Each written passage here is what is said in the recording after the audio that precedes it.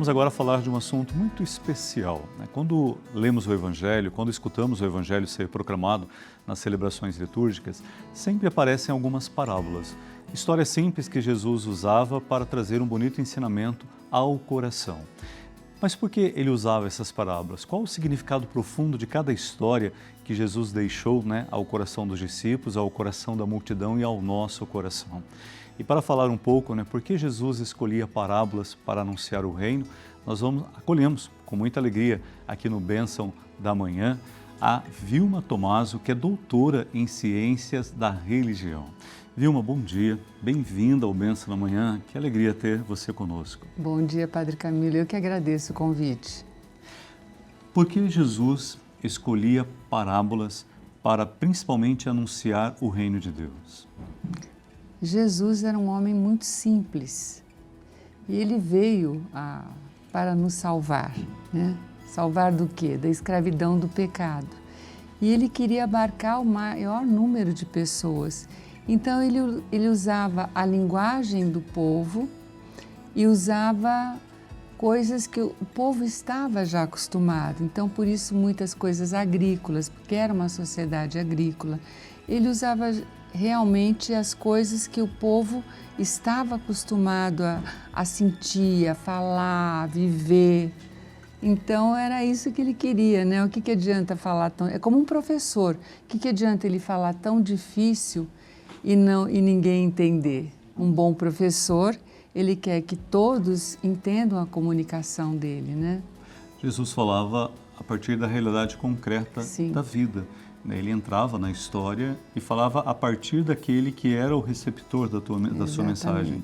E é bacana porque nem sempre nós guardamos fatos jornalísticos que vimos no jornal ou numa rede social, mas as histórias que nossas avós e nossos pais nos contaram, elas permanecem em nós. Acho que é um pouco da dinâmica que Jesus usou, Aquilo que faz parte da minha vida permanece em mim. É verdade. E o senhor falou uma coisa muito interessante, concreta, essa palavra. Jesus, o nosso Deus, é uma pessoa que viveu entre nós, Então é exatamente isso. E o que ele falava, mesmo sendo uma realidade daquela época, como as histórias dos nossos avós, que o senhor falou muito bem, eu lembro das histórias dos meus avós até hoje e conto para as minhas netas também, elas permanecem vivas na nossa memória, E nos fazem pensar. Exatamente. Sempre o Evangelho diz, ao final da parábola, que depois de contar a parábola para a multidão, Jesus explica a parábola para os seus discípulos. Como você vê, talvez, a dificuldade dos discípulos que caminhavam com ele de compreender, sendo que Jesus percebia que o povo tinha entendido? Eu vejo assim de duas formas, Padre Camilo. Primeiro que para a gente acolher a mensagem de Jesus, a gente tem que estar com o coração aberto. Eu sempre falo que Jesus é muito elegante, muito educado, ele não nos invade, ele bate a porta.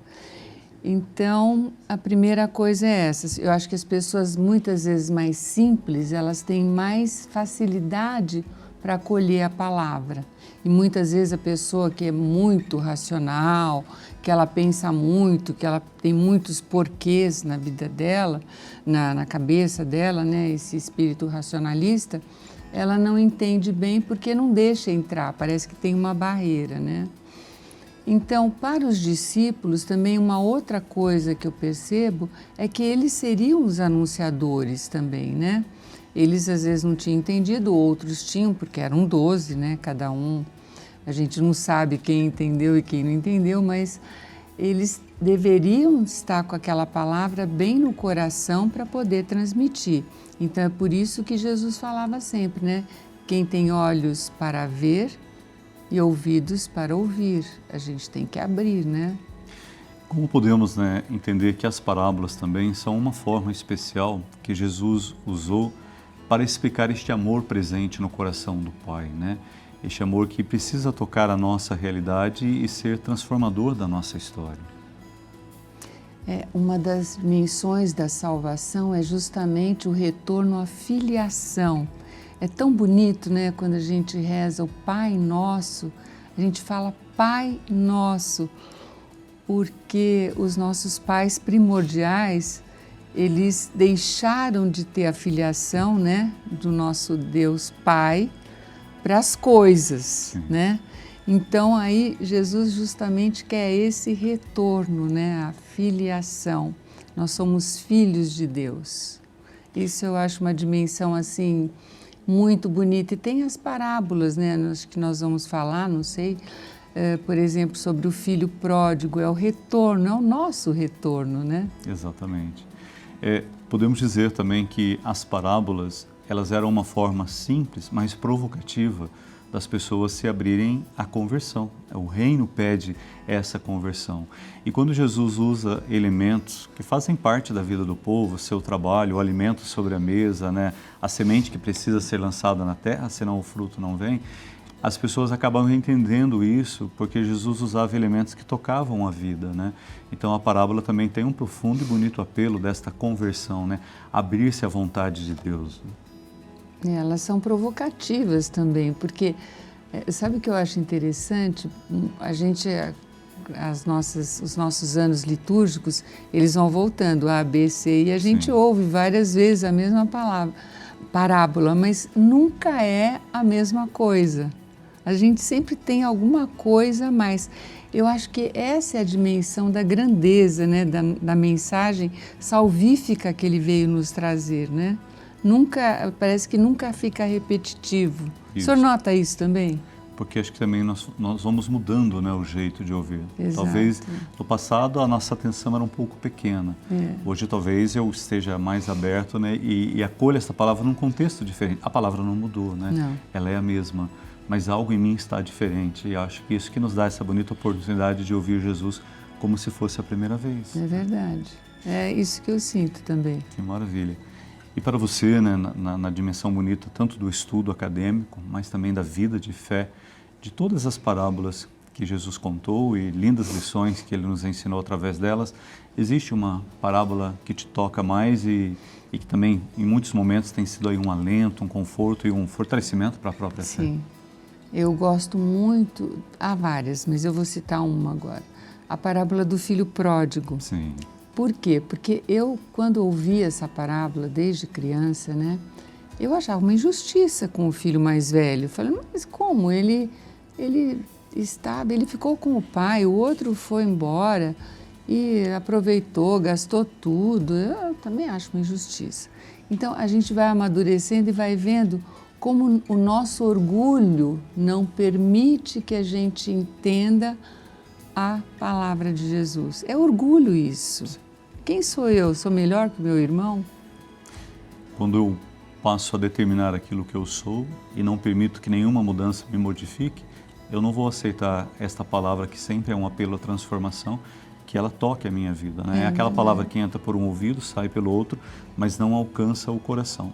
Se não alcança o coração, ela não vai provocar transformação. Não porque ela não tenha poder para isso, mas eu não quero, né? Eu não aceito, eu não permito.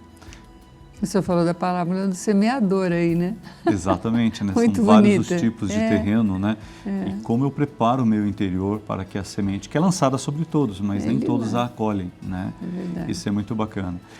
Quando a gente fala também de parábolas, é uma forma bonita da gente rezar. Às vezes, alguns textos bíblicos, nem sempre as pessoas têm a facilidade de compreender, mas as parábolas, não. Qualquer pessoa que escuta entende o que Jesus falou. Ela não precisa ser explicada. Como motivar, então, as pessoas a descobrirem nas palavras uma forma bonita também de oração e de reflexão? As pessoas têm um pouco da criança, né, interior. Sim. Então, você já viu que quando muitas vezes a gente quer ensinar uma criança, ao invés de dar uma bronca, a gente conta uma história? Sim. Então, para nós, funciona, eu acho que da mesma forma. Eu vejo assim. Eu acho que os bons mestres, os grandes mestres, e Jesus foi o maior de todos, né? O grande mestre, ele sabia disso. Então, ele ao invés de bronca, né? De falar, vocês têm que fazer isso, não tem o tem que. Ele contava histórias que calavam no nosso coração. E como ele quer ser amado, Deus quer ser amado em liberdade, a gente é o terreno. Então, ele lança e a gente acolhe se quiser. Então eu acho que eu sempre peço a Deus, nós devemos pedir a Deus para que abra o nosso coração para a gente acolher realmente a mensagem que Ele nos dá. Perfeito.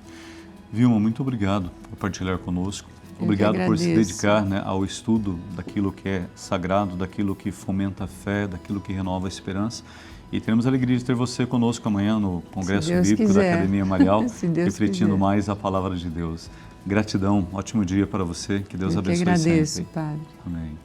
E por falar em parábolas e como elas trazem lindos ensinamentos de Jesus, no nosso quadro Parábolas de Jesus, hoje, o catequista e escritor Douglas Palmeira vai nos contar a parábola do bom samaritano. Vamos acolher. Meu irmão, minha irmã, hoje nós nos encontramos com a parábola do bom samaritano. Uma parábola tão conhecida e tantas vezes tão pouco meditada. Jesus conta que um homem descia de Jerusalém para Jericó. Ele não dá detalhes, mas com certeza este homem tinha nome, tinha família, tinha história. Ainda que um personagem fictício, ele trazia toda uma gama de reflexões. Este homem é envolvido por assaltantes, é largado à beira da estrada quase que semi-morto, mas tem a chance de ser recuperado.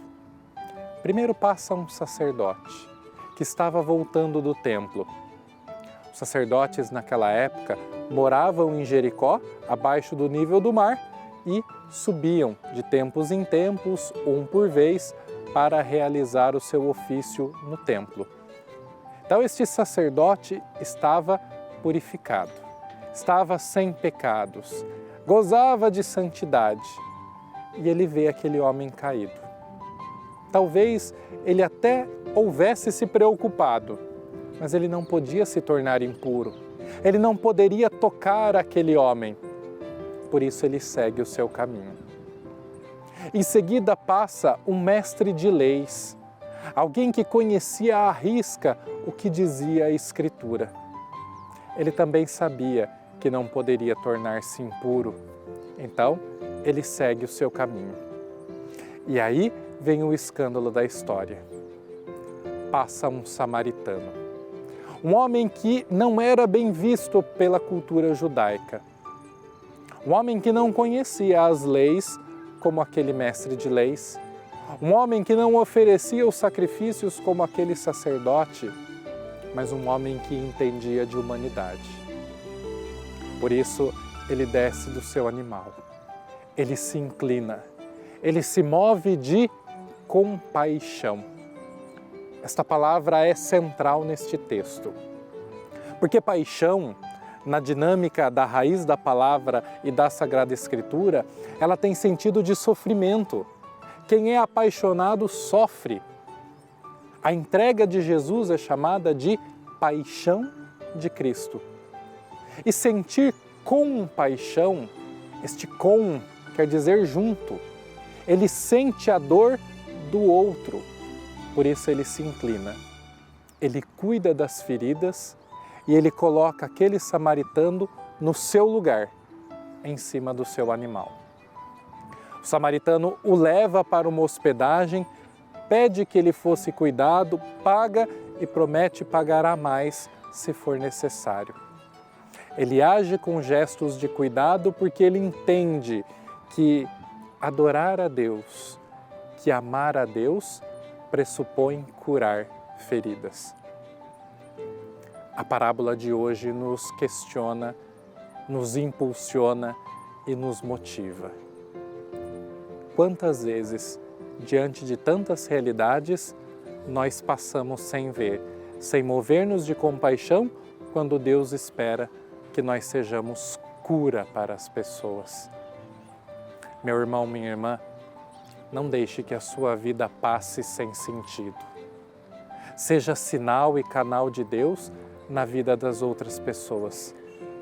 Não deixe que pessoas sofram largadas na beira dos caminhos e da história. Seja a presença de Deus, seja sinal de compaixão, seja o coração de Deus na vida das pessoas, um coração que se aproxima e que cuida e que cura feridas. Deus abençoe você.